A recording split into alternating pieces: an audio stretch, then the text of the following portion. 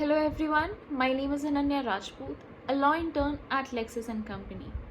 So today we are going to talk about the Hindu Succession Act 1956. Now the Hindu Succession Act 1956 is an act relating to the succession and inheritance of property.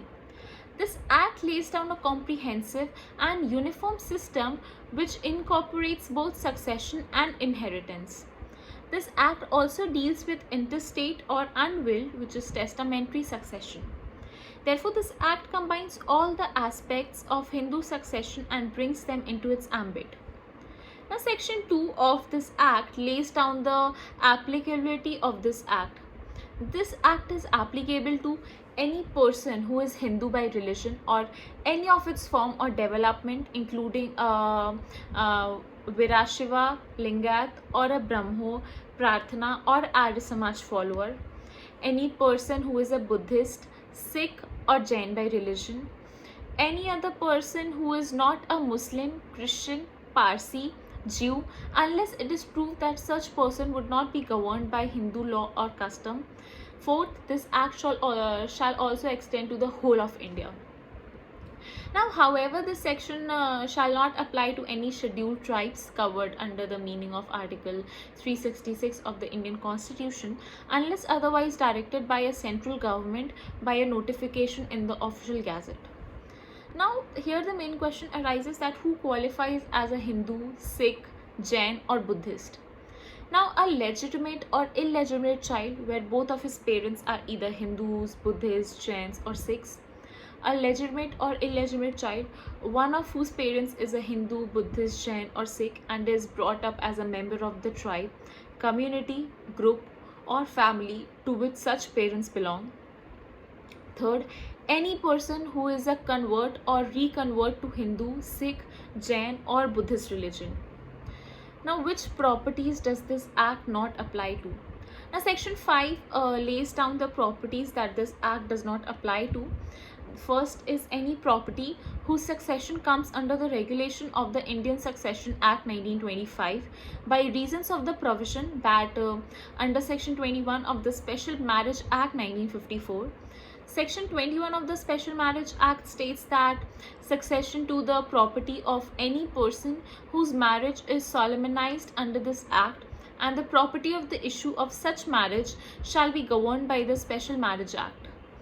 Second is any estate or property which goes to a single heir through the terms of any agreement or convenient form between the ruler of an Indian state and the government or through any enactment formed and passed before the commencement of the act.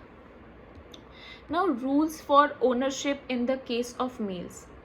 Now, Section 8 lays down the general rules for the succession in the case of males. Section 8 applies in cases where succession opens after the commencement of the act.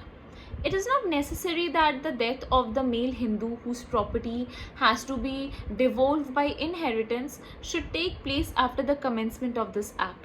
For example, if a father during his lifetime settles his property in favor of his wife and after the death of his wife wishes that it should pass to his daughter and the daughter dies and after the commencement of this act, then the succession will open and the property would devolve according to Section 8. Now, there are certain rules for ownership in case of females. Now, with the coming of Hindu Succession Act 1956, women are granted ownership of property, whether it was acquired before or after the commencement of the act, thus abolishing their limited owner status. But it was only in the Hindu Succession Amendment Act 2005 that it was decided that daughters would be entitled to an equal share in the property as the son. Therefore, the 2005 Amendment Act serves as the defender for female rights. The property in case of a female Hindu intestate dying will devolve through the son and daughter, which would be included the children of a predeceased son or a predeceased daughter and the husband. Secondly, on the heirs of the husband. Third, upon the mother or the father. Fourth, on the father's heirs. Fifth, on the heirs of the mother.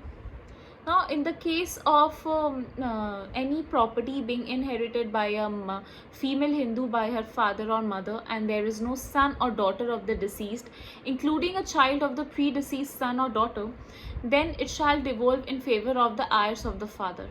Similarly, in the case of any property being inherited by a female Hindu by her husband or her father-in-law, and there is no son or daughter of the deceased during the child or the predeceased son or daughter, it shall devolve in favor of the heirs of the husband. Now, the way all the things we talked about, explore some basic terms and definitions used in Hindu Succession Act 1956. There are 4 classes of heirs to which property devolves in case of a Hindu dies leaving behind a will, in which case he becomes intestate. This property devolves through these classes. If no one from the earlier present class is present, then it devolves to the next class, and so on.